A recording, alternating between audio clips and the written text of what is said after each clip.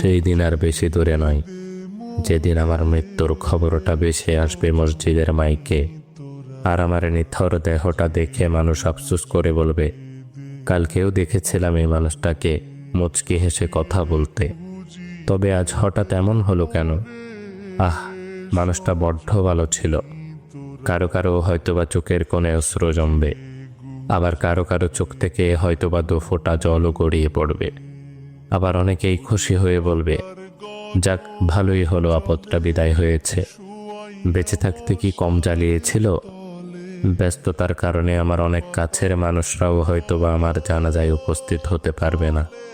আবার অনেক দূরের মানুষও শত ব্যস্ততার মাঝেও ছুটে আসবে আমাকে শেষবারের মতো বিদায় দিবে বলে। লুকিয়ে থাকবো আমি 3 টুকরো সাদা কাফনের আড়ালে।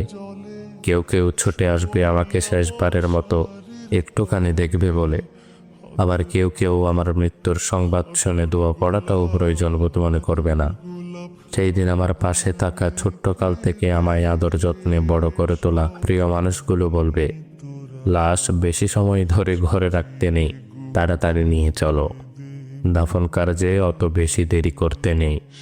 শত কষ্ট উপেক্ষা করে তৈরি করা আমার সাজানো গোছানো জীবনের সমস্ত সম্পর্ক, টাকা পয়সা, গাড়ি বাড়ি, জায়গা জমি ইত্যাদি কিছুই আর আমার থাকবে না।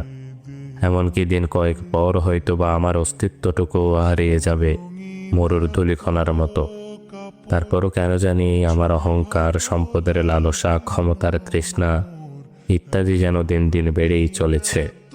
একদিন আমার মৃত্যু হবে, আর সব কিছুই ছেড়ে চলে যেতে হবে সেই অন্ধকার কবরে। এই কথা যেন জেনে বুঝেই ভুলে বসে থাকি এই মিথ্যে দুনিয়ার মিথ্যে মায়ার চাদরে নিজেকে জড়িয়ে রেখে। ভালো লাগে না মোর সাদা কাপড়, সাদা কাপড়, সাদা কাপড়।